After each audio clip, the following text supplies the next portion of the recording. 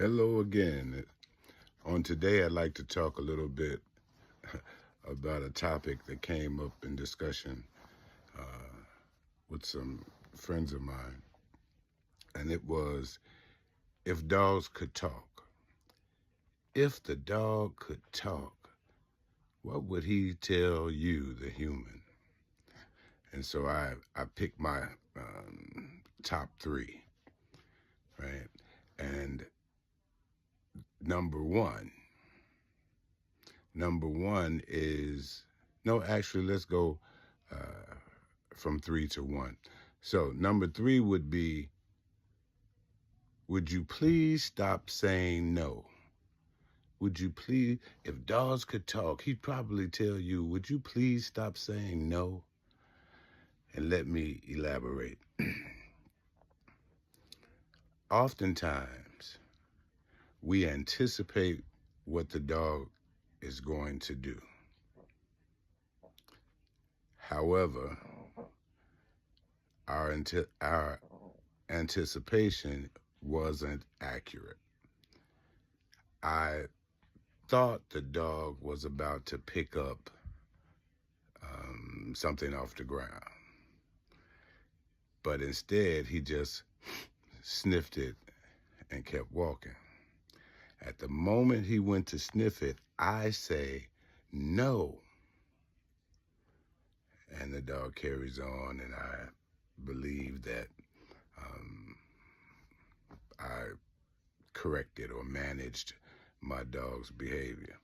What I actually did was I interrupted that dog from gathering information, because they gather information through their olfactory system. And what I've done is I've interrupted that, and the dog will either get back to it on the walk back, or the next time he has that experience, he will start to anticipate me saying no all the time. And so he'll do it very quickly, right? And so I create almost an anxiety in my dog by saying no at inappropriate times. They have little bumper stickers. It's funny but sad, and it says, it's got the dog's paw or something on it, and it says, "Hi, my name is No," as if the dog believes that his name is No. He hears it so often. So that's my number three. Would you please stop saying no? If dogs could talk, my number two is, must you pet me on top of my head? Here's the common practice. Good boy. If you would do that to yourself and just don't stop, just keep, good boy, that a boy, ooh, I love you so. Keep doing that. It's annoying. It's annoying for the dog as well. So you'll see more appropriate techniques will be good, and kind of praise him right there, and just kind of stroke right there, and stroking down his sides and along his cheeks and under his cheek and on his body. These actions are pleasurable. If the dog could talk, he'd tell you that, and he'd say, would you please stop it with the good boy, please. My number one, drum roll please, you're the one pulling on our walks. You correct me, you yell at me, you basically abuse me because of what you're doing. If the dog could talk, he would tell you, hey man, you're the one pulling me on these walks, particularly the large breed dogs, and even some high drive little dogs, you know.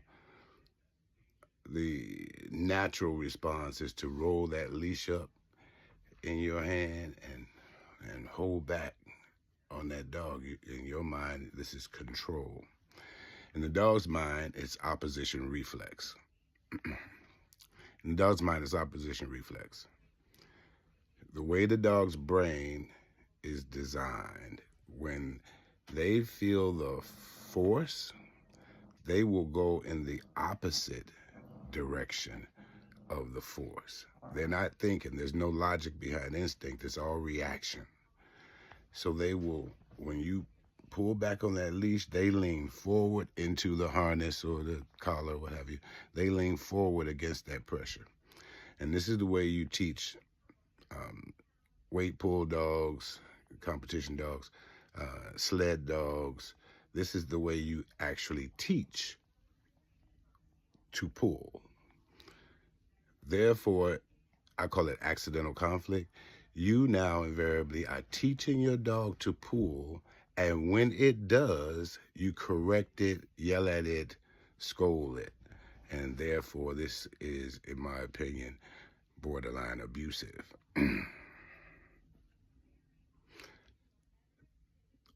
People have a tendency of putting a prong collar on a large breed dog. In this instance, he's pulling. And so they put the prong collar, pinch collar, whatever you want to call it, on the dog, and they solve their pulling problem. And they say, ooh, see, this thing works magic. He doesn't pull me now when I put this on him. If the dog could talk, the dog would say to you, you're biting me on our walks. Therefore, our walks are no longer pleasurable. The pinch collar was designed in Europe for protection dog and police dog and military dog training.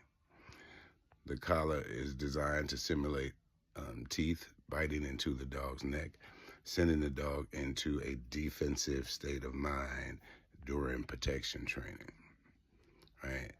Heightening the fight drive, sending that dog, and after a while, you can actually cue the dog to go into that mindset through the pinch or prong collar. This is what the collar was originally designed for, and now our American trainers use it, particularly with large breed dogs, in obedience, and therefore our pet owners simulate that, and there you have it, a dog who has a miserable walk.